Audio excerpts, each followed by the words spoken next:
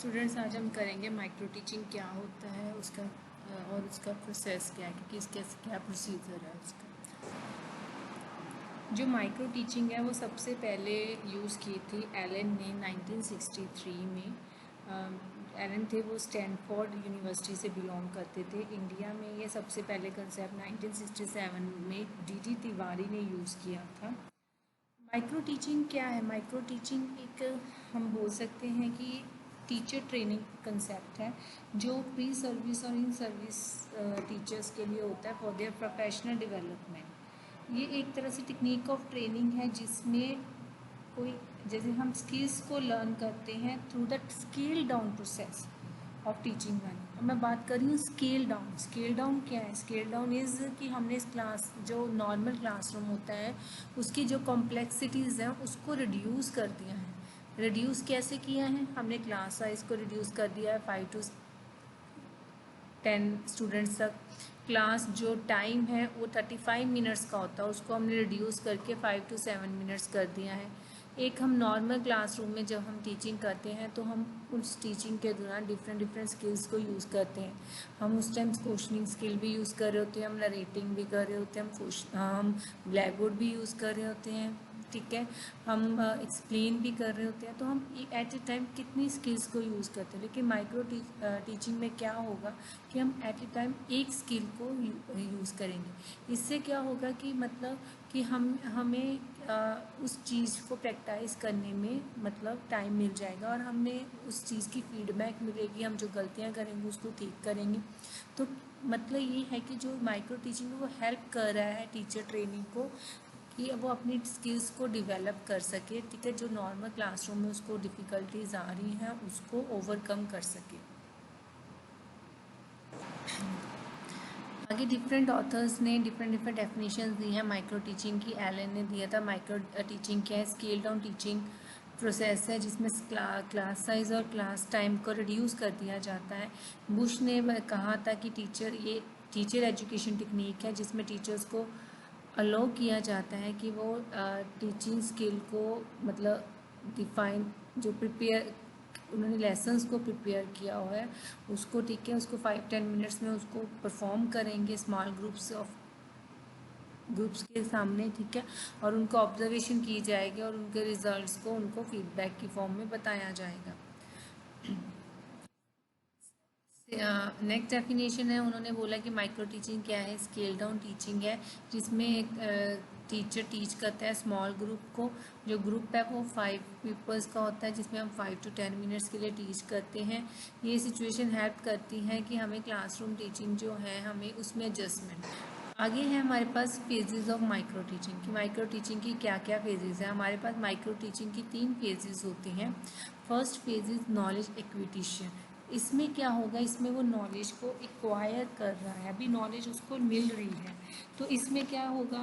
ये first stage होती है। इसमें क्या होगा कि जो वो गैदर करेगा नॉलेज और रिगार्डिंग वेरियस स्किल, ठीक है, कि कौन कौन सी स्किल्स होती हैं उनको ऑब्जर्व करेगा, डेमोन्स्ट्रेशन स्किल्स को एनालाइज करेगा और डिस्कशन करेगा लेसन्स की।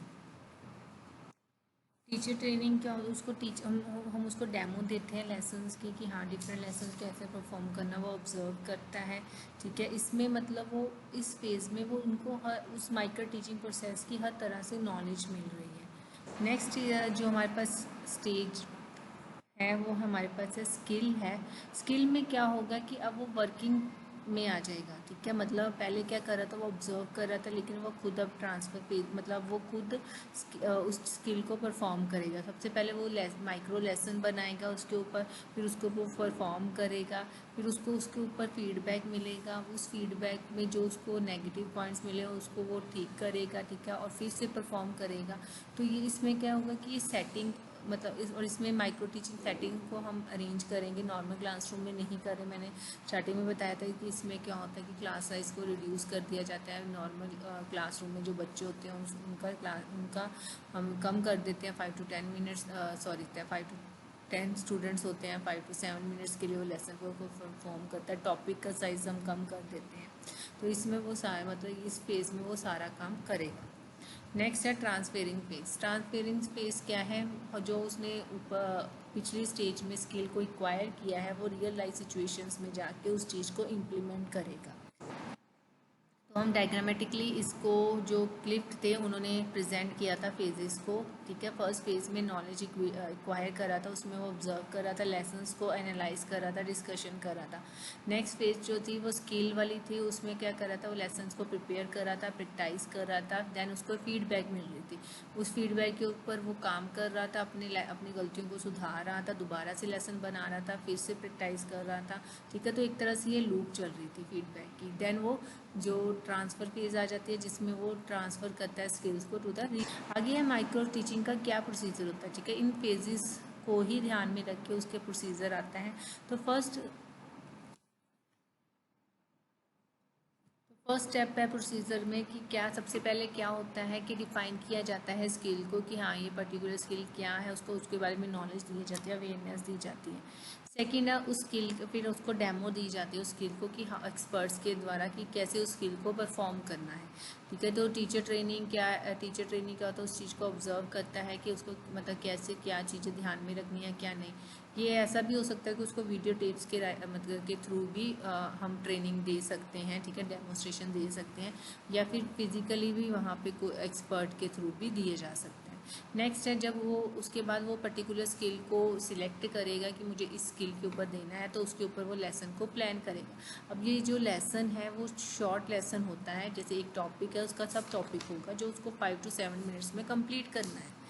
तो उसके बाद वो क्या करेगा कि उसको टीच करना है उस लेसन्स को, ठीक है। उस लेसन को ग्रुप ऑफ पीपल के सामने जो 5 to 10 स्टूडेंट्स होंगे, ऑब्जर्व करता होगा एक ऑब्जर्वर, आपका पीयर ग्रुप बैठा हो सकता है वहाँ पे, ठीक है। वो सब आपके मतलब वो ध्यान से देखा, आप उसकी रिकॉर्डिंग भी कर सकते हो ताकि आप बाद में जब उसको फीडबैक लेना तो आप खुद भी देख सकते हो कि मैंने क्या गलतियाँ की हैं क्या नहीं है, ठीक है। तो नेक्स्ट आ गया था आपका टीचिंग लेसन को 5 टीच करने के बाद उसको क्या मिल रही है, फीडबैक मिल रही है। फीडबैक उसके पीयर ग्रुप भी दे रहा है और उसका ऑब्जर्वर भी दे रहा है, ठीक है। तो उस जो उसने परफॉर्मेंस दिया उसके अकॉर्डिंग कहाँ पे उसकी गलतियाँ लगी, कहाँ पे वो लैग बिहाइंड कर रहा था, तो वो सब उसको फीडबैक देंगे। दैन उस फीडबैक को ध्यान में रख के वो लेसन को दोबारा से रीप्लान करेगा।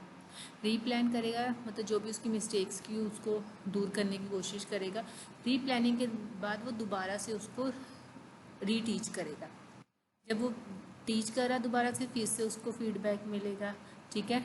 तो इससे क्या होगा, एक तरह से ये माइक्रो टीचिंग साइकिल हमारा चलता जाएगा, ठीक है। एक तरह से ये साइकिल हमारे पास चलता रहता है। तो ये जो माइक्रो टीचिंग साइकिल है ये 36 मिनट का होता है, जिसमें प्लानिंग स्टेज होती है, आपको मिलती है प्लानिंग स्टेज के लिए 12 मिनट्स मिलते हैं। उसके बाद टीचिंग के लिए आपको 6 मिनट मिलते हैं। देन आपको फीडबैक के 6 मिनट मिलते हैं। रीप्लान करने के लिए फिर आपको 12 मिनट्स मिलते हैं, रीटीच 6 मिनट, री फीडबैक 6 मिनट। तो ये एक तरह से 36 मिनट लेसन मतलब साइकिल होता है आपका, ठीक है।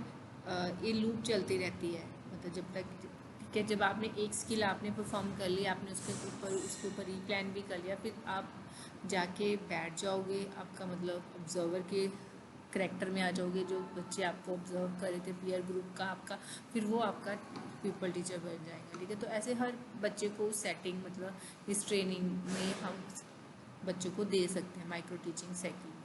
तो ये था आपका माइक्रो टीचिंग का, कि हमने आज पढ़ा था कि माइक्रो टीचिंग क्या होता है, उसका क्या प्रोसीजर है। Thank you.